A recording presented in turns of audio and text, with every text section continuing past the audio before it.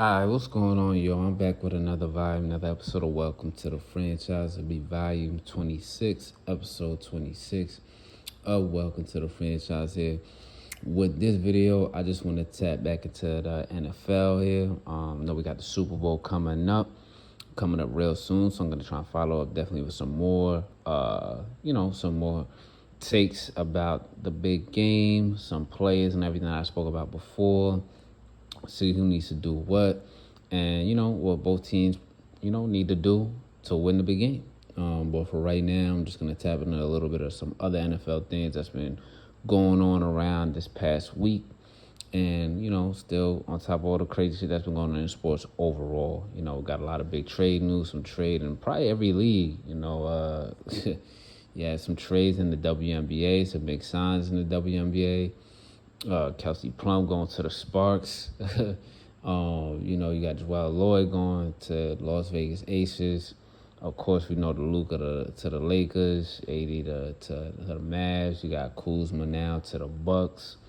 De'Aaron Fox in San Antonio. A lot of shit going on in sports, but I'm gonna tap back in with some NFL real quick, some stuff that happened probably in the past few weeks to catch up with, and then what's going on recently. So what I'm gonna start off with first is we seen here recently that Myles Garrett requested a trade from the Browns, and then also Cooper Kupp letting people know that the Rams plan to trade him from the Rams. Football's a little bit different in the situation that Cooper Kupp is in. So if they're not able to find a trade partner, or it's not the right setup for the deal that another team likes, he'll probably be cut. But I think that if you're the Rams, you're gonna want to try and get something for him, of course, especially with him being, Super Bowl champion, great leader and player and organization, everything like that. Put up some good numbers, some great seasons. It's just that he's just been getting a little bit banged up and getting a little older here in his career, as of recently. So what I started with first is Cooper Kupp, some potential landing spots that I think would make sense for him. And you probably hearing some of the shit out here also. And I agree with it. That shows that I agree with it a bit, or I had the same thoughts and stuff. But I think that him going to the Chargers would be a good look. Even though they already got Ladd McConkey in the slot there. But I think that Cooper Kupp, he could do either or. He could still play on the outside also. The good thing about this, though, I say for Cooper Kupp is that, they don't have to use you in a high volume. So that takes down the amount of, the amount of opportunities that you may have. You may be open or susceptible to possible injury again, because, we know that Jim Harbaugh, he wants to run the ball. He wants to be a power running team that could also throw the ball, especially when you got a quarterback like Justin Herbert and you got a receiver like Ladd McConkey also in the slot that can help him out there.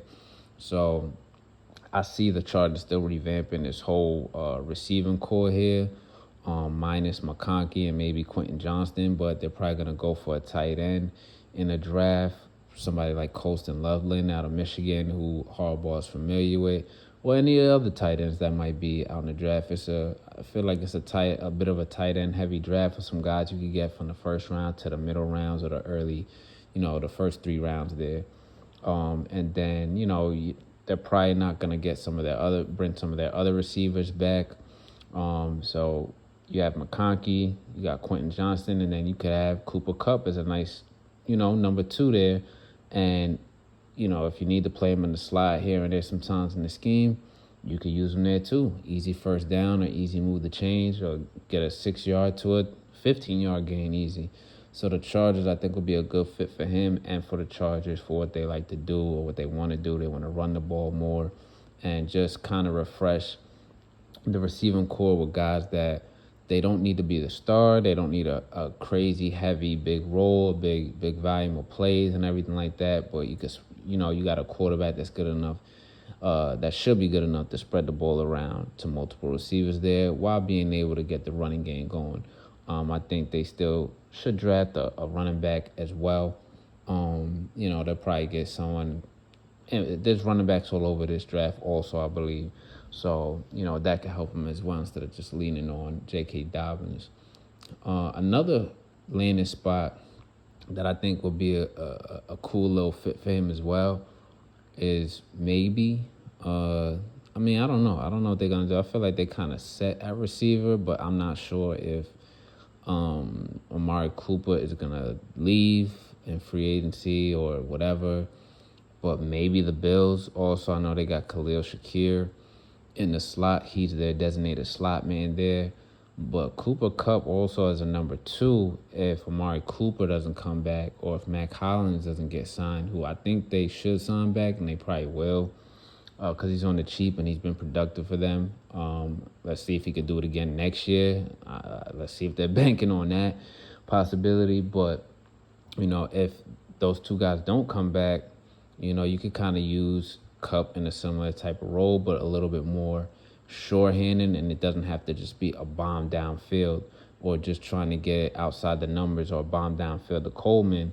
You got 2 receivers now that could work those intermediate routes, or when everything's cleared out where the intermediate route is covered up, you could have Cooper Kupp on the other side at a number 2 coming on a nice little dig route for like 15 to 20 yards and everything for Josh Allen, who's definitely more than capable than making those throws and everything. So I think that will be a cool little fit for him as well. The Buffalo Bills and the Chargers, they're both contenders.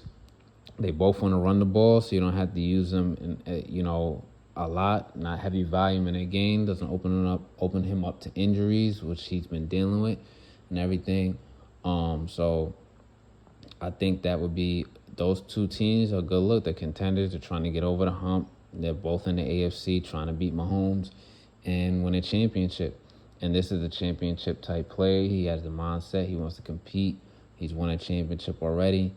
Just a really great player on the field. That would be a great piece to both of those offenses. Those are the only 2 fits I really have on my mind. I do have a sneaky third that I'm going to put out here, and I heard that maybe not last season if it was, but maybe the season before that, there was some little rumors that they might have got traded here. But I was going to say, sneaky one, maybe the Eagles. I know they're in the big game now. They're probably going to win this Super Bowl, but even still, Harry Roseman is a crazy dude. He's going to be like, fuck it, let's get some more. Let's up it some more here. You know what I mean? Let's go. We got to re-up for the repeat. You know what I'm saying? Or even if they don't lose, he's still going to want to re-up. So either way, Jahan Dotson, I don't think they really use him at all. Since he got traded there, he's not really doing anything. So you insert Cooper Kupp in there. Let's say if someone gets hurt like Goddard or Devontae Smith or whatever during the season next year, you have him who could slide in as number 2, but then he could really just keep playing the slot role. Give him his 3 catches for 29 yards or 3 to 4 catches for 45 yards or 50 yards a game, maybe a touchdown, beat someone off the line in the goal line area or something. The Eagles most likely not going to do that because they're just going to tush push or run the ball in there because they're still going to have Saquon. But shit, if you want to get crazy, like I said, Harry Roseman is crazy. You want to get crazy and re-up for the repeat, that shit wouldn't be a bad fit. I'm sure there's some other teams out there that could use him, but I'm more talking about contenders or teams that have been in the championship already. I could even say someone like the Texans, but I wouldn't say the Texans there because I already kind of said that. I think a fit for them, if the Texans want to, really put their balls on the table and shit, speaking about these crazy trades going on lately, they should probably be like, yo, fuck it, son. Let's try and get Garrett Wilson. That's what I'm thinking because he's already played with C.J. Stroud also. And I don't think the Texans are a year or 2 away, but they're close. They're right behind some of those teams that are a year away or so. So that'd just be a sneaky one, Cooper Kupp to the Eagles. As far as for, the next person we want to talk about here, Myles Garrett finally requested that fucking trade. So I'm just happy to see that shit. I'm hype about that shit because a dude of that caliber and someone who's that good, that good at his position and has been producing year in and year out for that shithole of a franchise or all the bullshit they got going on over there right now. Like, I respect him for being a team player, being loyal, wanting to stick there and stay with the Browns and all of that. But he know he not winning no fucking championship there. He know that shit. Most players that get drafted there, they play there, they know that. They're not.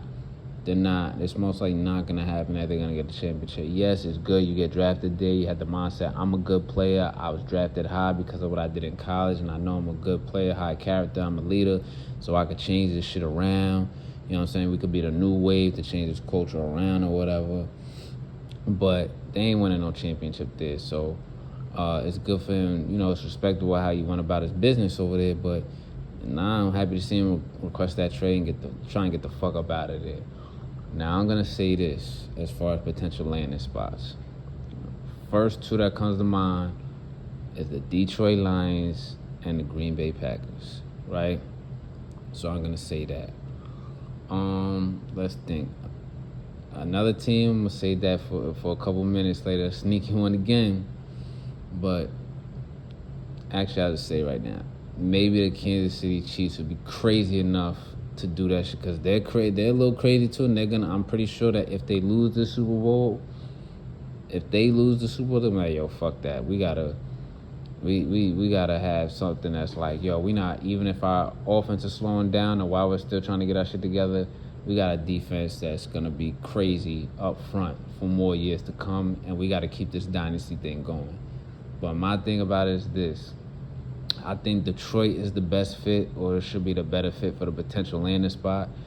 And with the other team that I think is going to try and go after it with Green Bay Packers, even though, actually, I don't think they will because they're known for their drafting. Their culture is about drafting, so it's kind of hard to see them mortgage a lot of their draft picks, you know what I'm saying, or trade a lot of their draft picks for just a pass rusher. You know what I'm saying? When they know they could probably draft that somewhere in these rounds this year, since they're really good at drafting and developing and, putting players in the fold and playing as a team that's, has a strength in numbers instead of just depending on one or two big stars, on either side of the ball.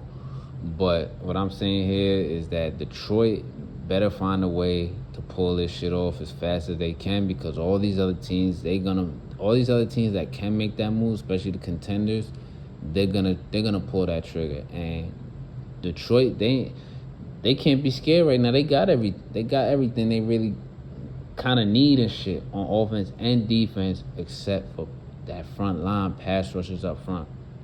Hutchinson's gonna come back healthy. Hopefully he comes back the same with the kind of injury he's dealing with. But get Myles Garrett before, you fuck around and see maybe the Packers do be like, yo, fuck it, let's pull it off. I don't care. Even though they probably won't now, thinking about how they draft and how drafting is like the lifeline, the bloodline of how they set up their organization and their rosters. But shit, you better pull that shit off before they do, or out of fucking nowhere the Bears want to do some shit like that, or Kansas City also wants to do some shit like that. I'm trying to think of who else. Maybe a sneaky one would be the fucking Broncos. The Broncos or the Chargers. One of them in that division. And I know it's a different division than Detroit's, but I just feel like if Detroit really wants to get there, get to the big game and shit like that, they should just try and do that shit. And in the lower rounds, draft all those defensive backs that they can and everything else that you need around the team so you could get back in the playoffs and dominate in the playoffs and get to the Super Bowl at least. Because obviously we all know this year was a flop for them. It was a flop and definitely a big disappointment. But I think Detroit is a good landing spot for him. I already said the Packers, sneaky one, Kansas City, and then maybe the Chargers or the Broncos. I know it's Bo Nix and everything, but Sean Payton is a good coach, and you've seen him kind of do crazy moves before, and everything with his teams and with his rosters to try to like really go get it. And the Broncos the Broncos are gonna try and do shit like that. Also, did something like that with like Ware from the Cowboys. They got a championship out of that, building that defense, something crazy. When Peyton Manning was on his last leg, his last arm there, couldn't throw, but you got a young Bo Nix now, and I assume that if you're gonna trade for him, he's gonna be there for the next 3 to 5 years of his career, and then you got a young quarterback who's good enough to compete. You gotta beat Mahomes. And the way to beat Mahomes, you gotta pressure him. You gotta put a dog on the other side there, fucking savage on the other side there, who gonna keep coming at him every single fucking time. You know, so you could do that shit and get Myles Garrett on there. While you got Bo Nix in his rookie deal, and he's just getting better and better. He's already showed some levels of maturity. You know what I mean? He's been in college football for a while long. You know what I'm saying? But he showed that he's good this year, and he was in the playoffs. They got their ass whooped, but you know, you make the defense even stronger, and the defense is already solid to good right now. And then you get the offense even better, and maybe you get some shit shaking and knock Patrick Mahomes and them out of here. Will you win a Super Bowl? I don't know, but at least you knock off the top target in Kansas City. So that would be another, sneaky fit. But I'm gonna stay on the number one. Has to be Detroit. I think it is a good potential landing spot for him. So I'll finish up with that there. Now as far as for the other teams, real quick, the conference championship teams that lost, and what they probably should do to get back to the conference championship game and get over the hump. I'm gonna start with Washington right now. They gotta get maybe 1 or 2 receivers. I'll say 1 for now. 1 more receiver. Maybe in a trade or definitely in the draft that's gonna be able to contribute in key areas of the game or in high volume. People are throwing around maybe T. Higgins gets traded there or gets signed there if he's a unrestricted free agent. I'm not sure it's gonna happen. Or also people are saying that they should also trade for Garrett Wilson or some receiver like that. I think that them trading for Garrett Wilson is just kind of doing the same thing because it's basically the same as Terry McLaurin, although I give the edge more to Terry McLaurin as a better and more complete receiver. I mean, Garrett Wilson is still very good, but he's got to show a little bit more, and he's still growing, and he's still young in his career, and he's progressing. But I think it's the same kind of game, same type of body type. I think they probably need someone with a big body type or, is really dynamic on all levels, just as dynamic and has a big catch radius. Just as dynamic as Terry McLaurin, but also has a bigger catch radius there. They also need to get their asses some running backs, man. They definitely need to get their asses some motherfucking running backs, man. They should also consider, if he's there, if he falls that far down, which he probably won't, maybe drafting Ashton Genty.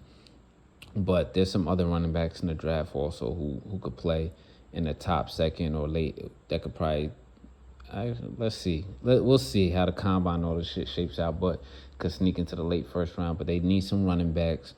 And then they definitely need some pass rushers out there, man, which I think they could grab some of those guys. Pass rushers deep in this draft a bit as well. Not saying anyone outside of Abdul Carter is like a big pop out star from the beginning as soon as you put them on the field. But there's a lot of pass rushers that you could use in the right scheme or other players that you have in your team already. Get them edge rushers, man. You could find one in the late first round or definitely in the first 3 or 4 rounds. So yeah, get some receivers, get a dynamic playmaker at receiver, either in the draft or if you could trade for one, someone from a team that hasn't been in the playoffs or is not being utilized correctly. You could do that, and then shoring up the defense some more, man. Those defensive backs out there kind of look a little suspect outside of Sanders still. So maybe get another corner or 2 out there, some guys that are ball hawks and some guys that are really tough and technicians in coverage, out there. Maybe get like a Maxwell Hairston if he drops that far in the second round by the time you pick again. Guys like that. Maybe Trey Amos, if it happens for him also, out of Ole Miss.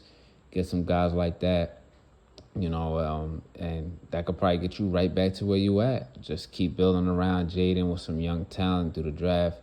I heard some people saying that they should also trade for Myles Garrett, but I'm like, I don't think you need to do that per se, because you should keep trying to build around a good young core around Jaden Daniels, because that window is going to be open for some time, and you want him to keep growing with the guys that he's been around, but growing with some new guys as well that are young.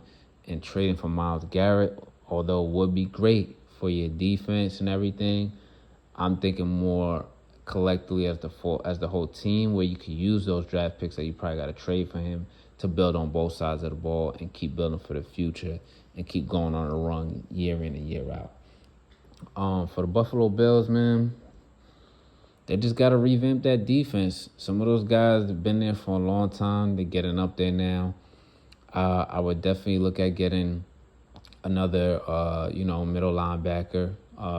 Still keep Milano. He can still produce, but you gotta get some for backup player for him. You can replenish in the cut. I know they got, I think his name is Edmonds, number 42. I know they got him too, but he's more like a role player, reserve type player. Make some plays on special teams. If he has to spot start a play, he can make some plays. But get someone else in the draft that could cover as well. You're definitely gonna have to get probably a couple more safeties. I don't know if DeMar Hamlin's going to be signing back or not. Tyler Rapp gets hurt a lot. He's good, but he gets hurt a lot. So you're going to have to grab a couple safeties and definitely get some corners, man. Kyer Elam, their first-round pick from a few years ago, I didn't think he was even still on the team. But he's still getting cooked out there. You know what I'm saying? He's still getting fried out there, so got to get you a couple corners. I think it's mainly about coverage for them, because you're going to have to play against the Chiefs of the world. And then when Lamar wants to get in his bag throwing the ball like he did on that last drive, even though Andrews dropped it, you're going to have to deal with the Lamar Jacksons too. And in your division, Miami Dolphins, they still want to throw the rock around too, unless they change with their philosophy. And you got to cover their receivers. So get some new linebackers, safeties, and some DBs, some corners that could cover, tackle. They're going to have to kind of build their team a little bit in a similar mold as the Chiefs, who have corners that they like to come up and tackle. They make short-handed tackles, and they know how to cover, and they know how to play the ball. And they got linebackers that do the same thing, that are active and all over the place, that could cover